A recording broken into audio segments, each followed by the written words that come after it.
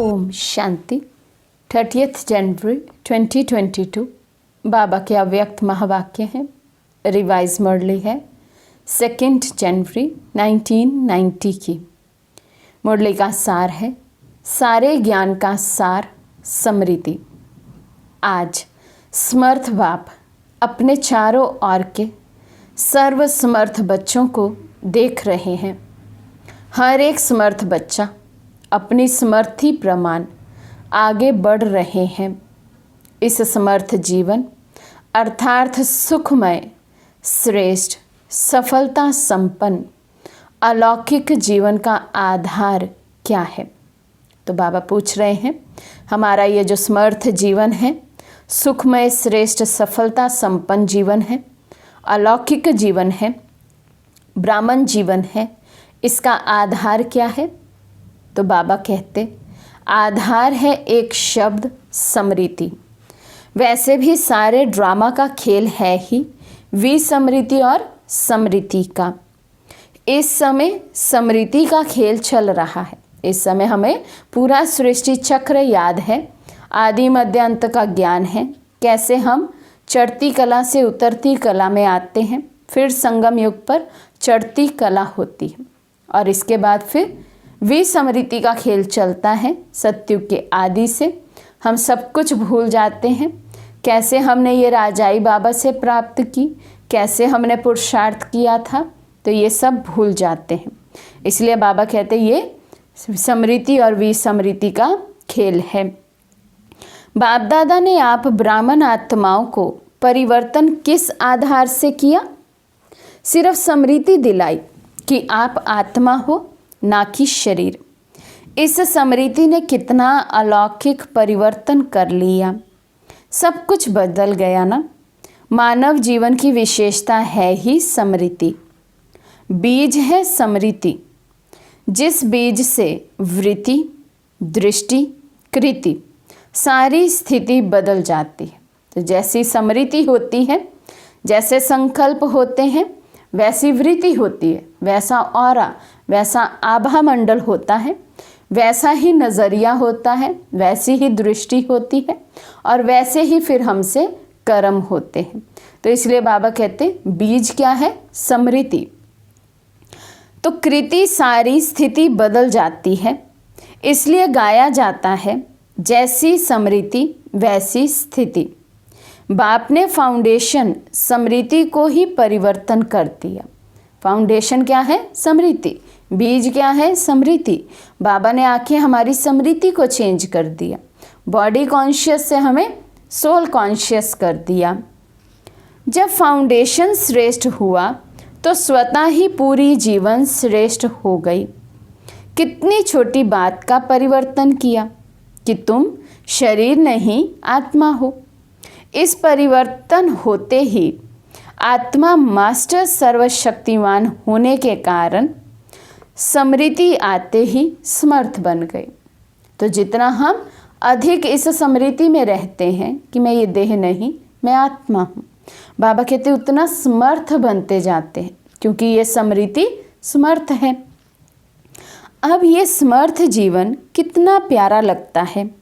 स्वयं भी स्मृति स्वरूप बने और औरों को भी यही स्मृति दिलाकर क्या से क्या बना देते हो। इस स्मृति से संसार ही बदल दिया। ये ईश्वरीय संसार कितना प्यारा है। चाहे सेवा अर्थ संसारी आत्माओं के साथ रहते हो, लेकिन मन सदा अलौकिक संसार में रहता है। इसको ही कहा जाता है स्मृति स्वरूप।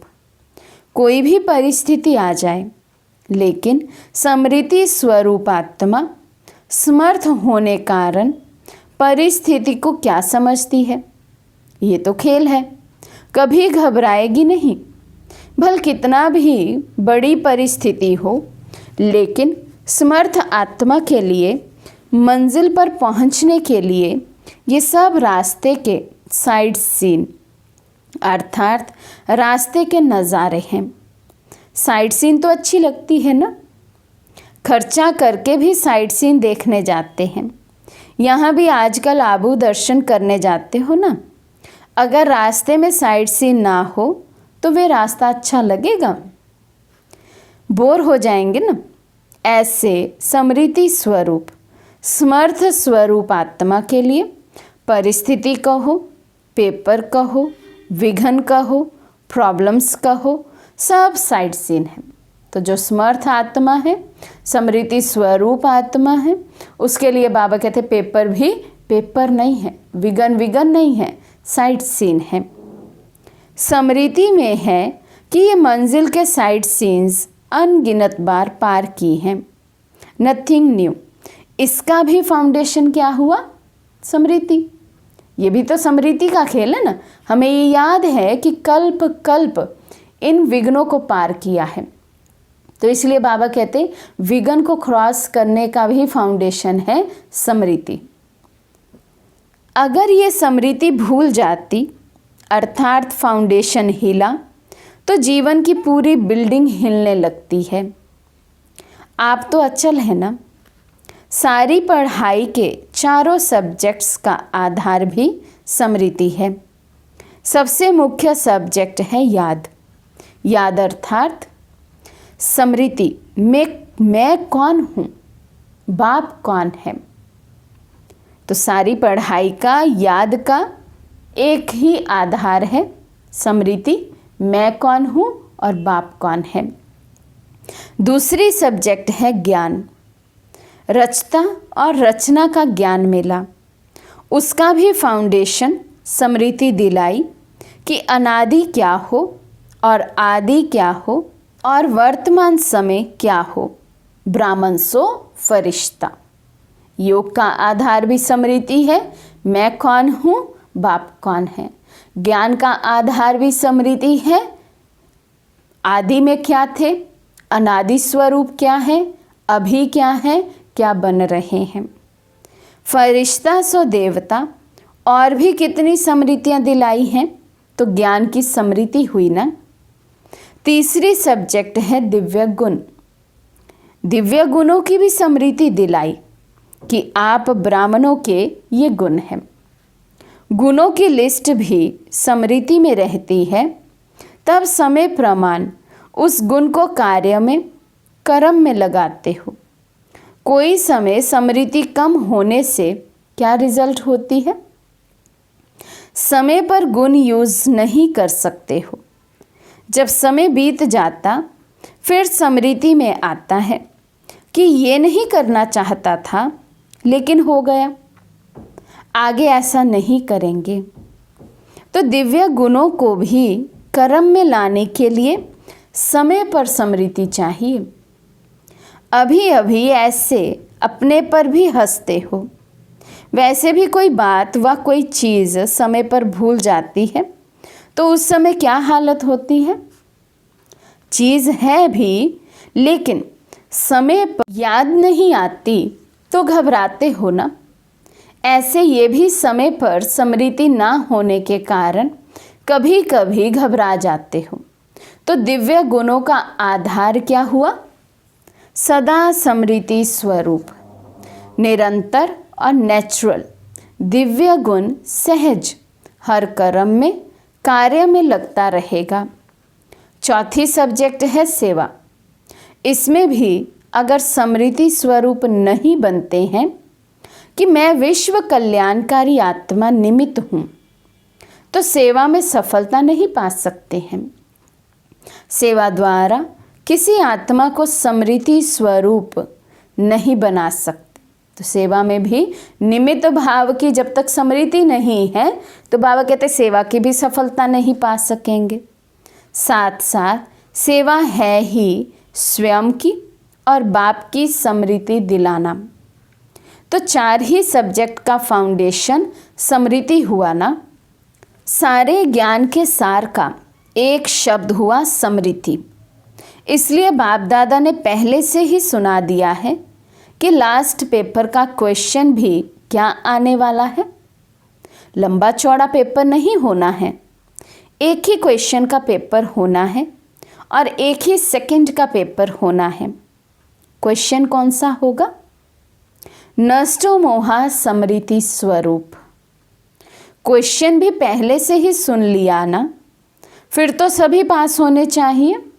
बाबा कहते क्वेश्चन पेपर भी आउट हो गया, क्वेश्चन भी आउट हो गया, टाइम भी आउट हो गया, तो फिर तो सबको पास होना चाहिए। क्योंकि जब क्वेश्चन पेपर पता है क्या आने वाला है तो पहले से तैयारी होनी चाहिए। तो नष्टो मोहा स्मृति स्वरूप, ये अंत समय का पेपर है। तो बाबा कहते इसकी तैयारी है। सभी नंबर 1 पास होंगे या नंबर वार पास होंगे? पेपर पता होने के बाद भी बाबा कहते क्या रिजल्ट निकलेगी, नंबर 1 या नंबर वार? डबल विदेशी किस नंबर से पास होंगे? तो उन्होंने सभा में बोला नंबर 1। तो बाबा कहते तो माला को ख़त्म कर दें या अलग माला बना दें? उमंग तो बहुत अच्छा है। डबल फॉरनर्स को विशेष चांस है लास्ट सो फास्ट जाने का, ये मार्जिन है। अलग माला बनाए तो जो पिकनिक के स्थान बनेंगे वहाँ जाना पड़ेगा। ये पसंद हो तो अलग माला बनाए। आप लोगों के लिए माला में आने की मार्जिन रखी है, आ जाएंगे। अच्छा, सभी टीचर्स को स्मृति स्वरूप है ना, चारों ही सब्जेक्ट्स में स्मृति स्वरूप। मेहनत का काम तो नहीं है ना। टीचर्स का अर्थ ही है अपने स्मृति स्वरूप फीचर्स से औरों को भी स्मृति स्वरूप बनाना। आपके फीचर्स ही औरों को स्मृति दिलाएं कि मैं आत्मा हूँ। मस्तक में देखे ही चमकती हुई आत्मा व चमकती हुई मणि। जैसे सांप की मणि देख करके सांप की तरफ कोई का ध्यान नहीं जाएगा, मणि की तरफ जाएगा, ऐसे अविनाशी चमकती हुई मणि को देख देह भान स्मृति में नहीं आए, अटेंशन स्वतः ही आत्मा की तरफ जाए। टीचर्स इसी सेवा के निमित्त हो। विस्मृति वालों को स्मृति दिलाना यही सेवा है। समर्थ तो हो या कभी कभी घबराती हो। अगर टीचर्स घबरा जाएंगी तो स्टूडेंट क्या होंगे? टीचर्स अर्थात सदा नेचुरल, निरंतर स्मृति स्वरूप, स्वसमर्थ स्वरूप। जैसे ब्रह्मा बाप फ्रंट में रहा तो टीचर्स भी आगे होना, निमित्त माना आगे। जैसे सेवा प्रति समर्पण होने में हिम्मत रखी, समर्थ बने, तो ये स्मृति क्या है? ये तो त्याग का भाग्य है ना। त्याग कर लिया, अभी भाग्य की क्या बड़ी बात है? त्याग तो किया, लेकिन त्याग नहीं है, क्योंकि प्राप्ति बहुत ज़्यादा है। तो बाबा पूछते त्याग क्या किया? सिर्फ सफ़ेद साड़ी पहने, वे तो और ही ब्यूटीफुल बन गई हो, फरिश्ते परियां बन गई हो, और क्या चाहिए? बाकी खाना पीना छोड़ा, वे तो आजकल डॉक्टर्स भी कहते हैं ज़्यादा नहीं खाओ, कम खाओ, सादा खाओ। आजकल तो डॉक्टर्स भी खाने नहीं देते।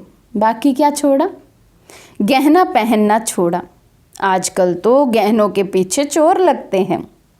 अच्छा किया जो छोड़ दिया, समझदारी का काम किया, इसलिए त्याग का पदम गुना भाग्य मिल गया।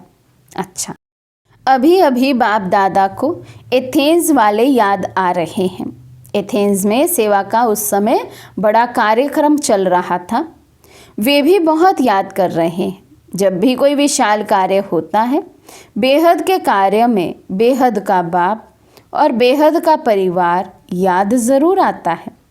जो भी बच्चे गए हैं हिम्मत वाले बच्चे हैं। जो निमित्त बने हैं उन्हों की हिम्मत कार्य को श्रेष्ठ और अचल बना देती है। बाप के स्नेह और विशेष आत्माओं की शुभ भावना, शुभ कामना बच्चों के साथ है। बुद्धिवानों की बुद्धि किसी द्वारा भी निमित्त बनाए अपना कार्य निकाल देते हैं। इसलिए बेफिक्र बादशाह बन, लाइट हाउस, माइट हाउस बन, शुभ भावना, शुभ कामना के वाइब्रेशंस फैलाते रहो। हर एक सर्विसेबल बच्चे को बाप दादा नाम और विशेषता सहित याद प्यार दे रहे हैं। अच्छा, सदा निरंतर समृद्धि स्वरूप समर्थ आत्माओं को सदा समृद्धि स्वरूप बन हर परिस्थिति को साइड सीन अनुभव करने वाले विशेष आत्माओं को सदा बाप समान चारों ओर समृद्धि की लहर फैलाने वाले महावीर बच्चों को सदा तीव्र गति से पास विद ऑनर होने वाले महारथी बच्चों को बाप दादा का याद प्यार और नमस्ते। हम रूहानी बच्चों की रूहानी बाप दादा को दिल व जान सिक व प्रेम से नमस्ते नमस्ते नमस्ते जी। दिल्ली जोन से अव्यक्त बाप दादा की मुलाकात। सदा अपने भाग्य को देख हर्षित होते हो, सदा वाह वाह के गीत गाते हो। हाय हाय के गीत समाप्त हो गए या कभी दुख की लहर आ जाती है? तो बाबा पूछ रहे हैं, बाबा मिला क्या? ये नशा निश्चय है कि सब कुछ मिला, सुख का सागर मिल गया? या अभी भी बाबा कहते कभी कभी दुख की लहर आ जाती है।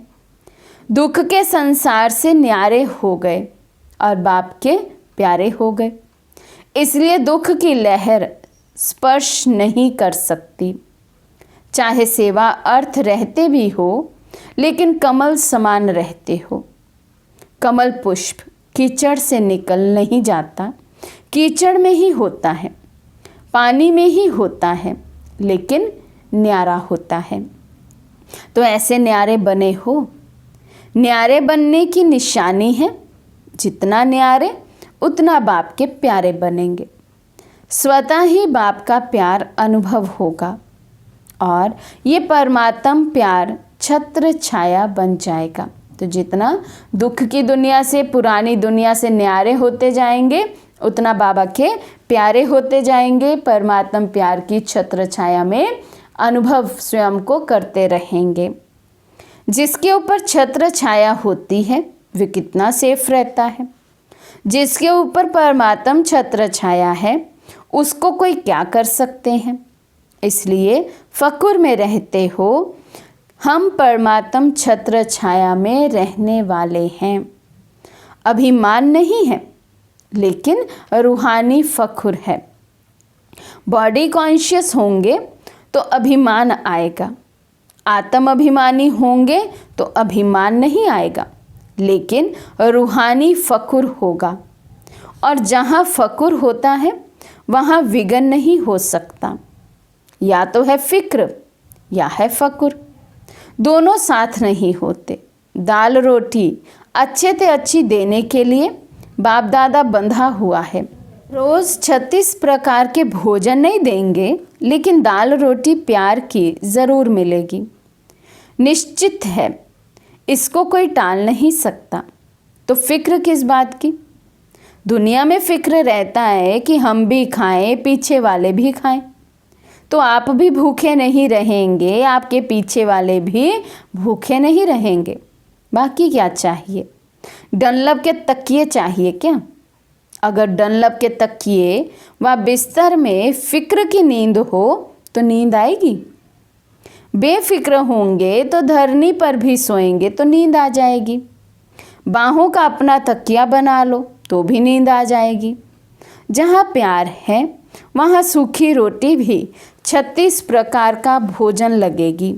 इसलिए बेफिक्र बादशाह हो। ये बेफिक्र रहने की बादशाही सब बादशाहियों से श्रेष्ठ है। अगर ताज पहनकर तख्त पर बैठ गए और फिक्र करते रहे तो तख्त हुआ या चिंता हुई? तो भाग्य विधाता भगवान ने आपके मस्तक पर श्रेष्ठ भाग्य की लकीर खींच दी है। अगर ताज पहनकर तख्त पर बैठ गए और फिक्र करते रहे तो तख्त हुआ या चिंता हुई? तो भाग्य विधाता भगवान ने आपके मस्तक पर श्रेष्ठ भाग्य की लकीर खींच दी है। बेफिक्र बादशाह हो गए हो। वे टोपी या कुर्सी वाले बादशाह नहीं, बेफिक्र बादशाह। कोई फिक्र है, पोतरे दोतरों का फिक्र है। आपका कल्याण हो गया तो उन लोगों का ज़रूर होगा। तो सदा अपने मस्तक पर श्रेष्ठ भाग्य की लकीर देखते रहो। वहाँ मेरा श्रेष्ठ ईश्वरीय भाग्य, धन दौलत का भाग्य नहीं, ईश्वरीय भाग्य। इस भाग्य के आगे धन तो कुछ नहीं है, वे तो पीछे पीछे आएगा, जैसे परछाई होती है।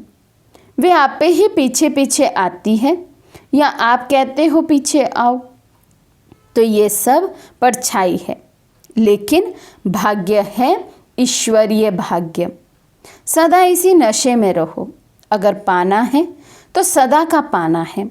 जब बाप और आत्मा अविनाशी है तो प्राप्ति विनाशी क्यों? प्राप्ति भी अविनाशी चाहिए।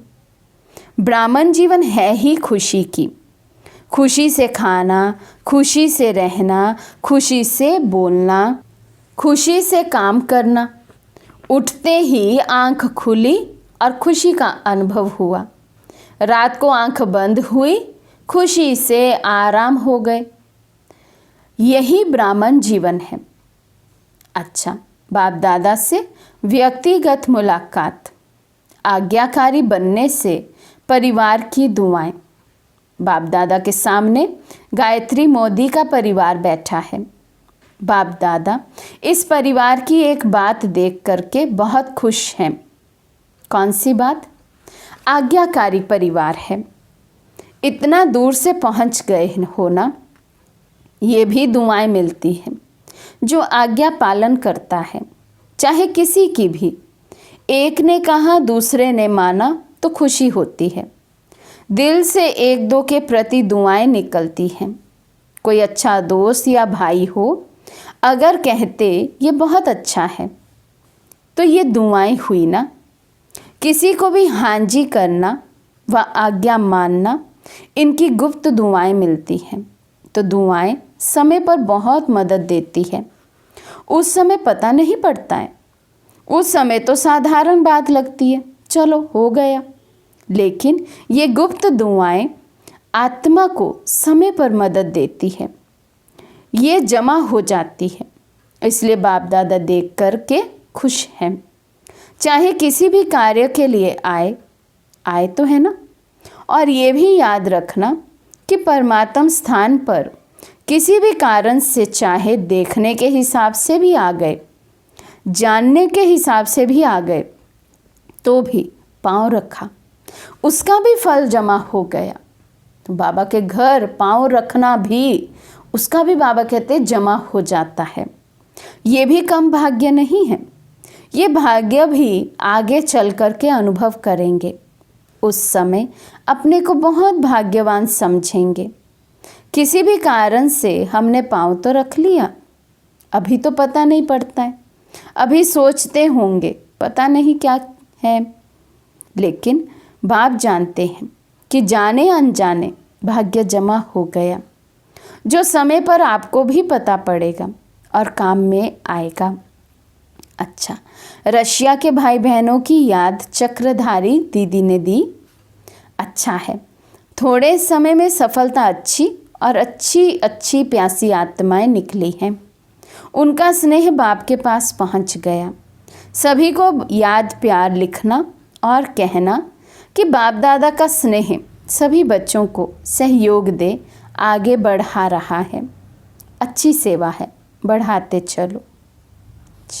आज का वरदान है, पुरुषार्थ की यथार्थ विधि द्वारा सदा आगे बढ़ने वाले सर्व सिद्धि स्वरूप भव। पुरुषार्थ की यथार्थ विधि द्वारा सदा आगे बढ़ने वाले सर्व सिद्धि स्वरूप भव।